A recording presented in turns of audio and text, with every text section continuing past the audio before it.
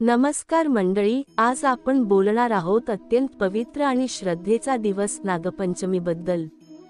हिंदू धर्मात नागांची पूजा फार प्राचीन काळापासून केली जाते।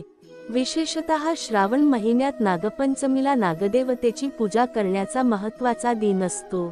पण या दिवशी काही चुका अजिबात करायला नकोत। आज आपण जाणून घेऊया त्या एक गोष्टीबद्दल जी स्पर्श सुद्धा करू नये आणि त्या दोन चुका ज्या केल्यास पूजेचा परिणाम उलट होऊ शकतो। चला तर मग सुरुवात करूया। प्रथम समजून घेऊया नागपंचमीचा महिमा काय आहे। नागपंचमी ही आपल्या संस्कृतीत सर्पपूजेचा दिवस मानला जातो।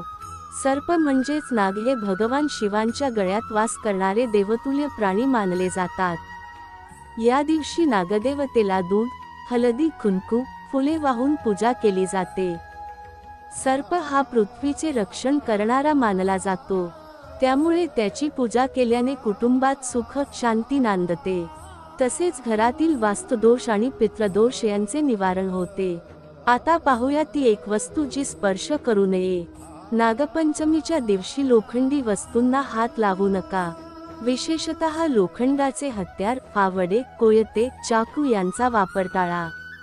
यामुळे नागदेवतेचा राग होतो अशी मान्यता आहे, कारण हे वस्त्र सर्पांना मारण्यासाठी वापरले जातात। म्हणून या दिवशी हिंसक किंवा धारदार वस्तू वापरणे निषिद्ध आहे। शांतीचा आणि श्रद्धेचा संदेश देणारा हा दिवस आहे। मोठी चूक नागांना प्रत्यक्ष दूध पाजणे।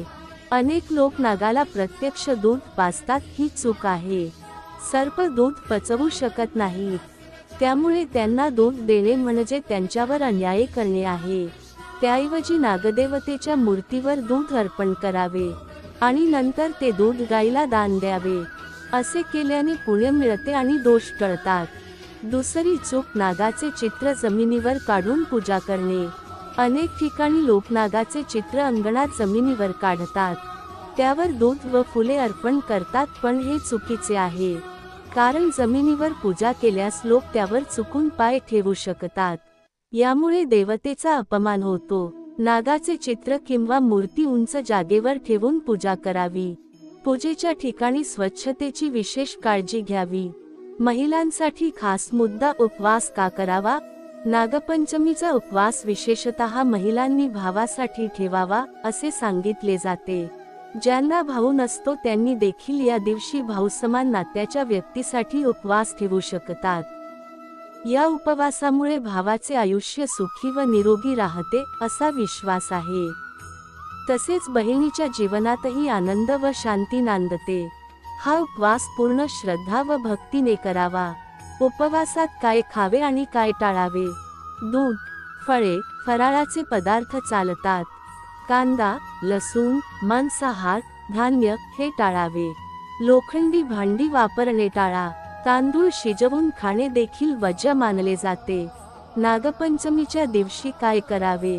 सकाळी लवकर उठून स्नान करावे।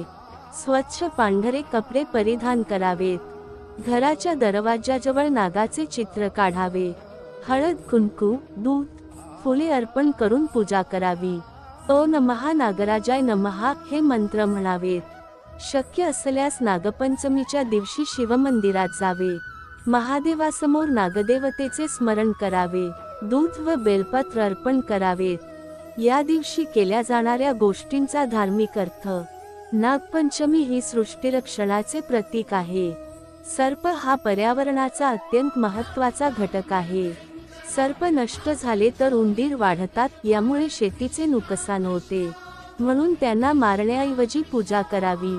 लोककथांमध्ये नागपंचमीचे महत्त्व असे म्हणतात की या दिवशी नागराज तक्षकाने ब्रह्मदेवाची आराधना केली होती, म्हणून या दिवशी केलेली पूजा विशेष फलदायी असते।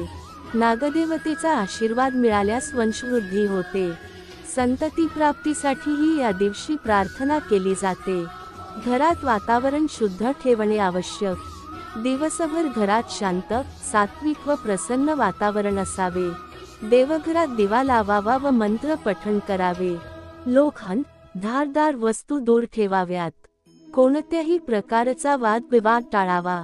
आपले बोलणे गोड असावे। नागपंचमीच्या दिवशी घरात चुकूनही ही कामे करू नका।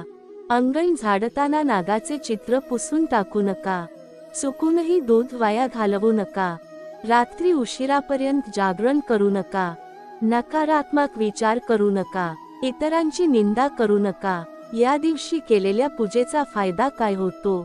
वंशवृद्धी होते, शत्रू नष्ट होतात, मानसिक शांती मिळते, घरातील दोष दूर होतात, पितृदोष, कालसर्पदोष याचा प्रभाव कमी होतो. नागपंचमी व महिलांचे नाते. या दिवशी महिलांनी नवीन कपडे घालावेत. भावासाठी राखी बांधली जात नाही, पण मनोभावे प्रार्थना केली जाते.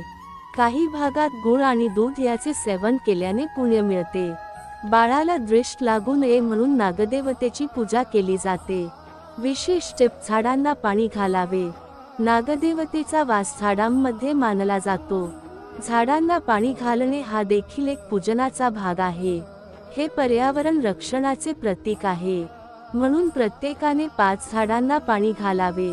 नागपंचमी ही श्रद्धा, पर्यावरण व परंपरेचा संगम आहे. या दिवशी आचरण, आहार आणि विचार सात्विक ठेवावेत. देवतेवर विश्वास ठेवा आणि भक्तीने पूजन करा.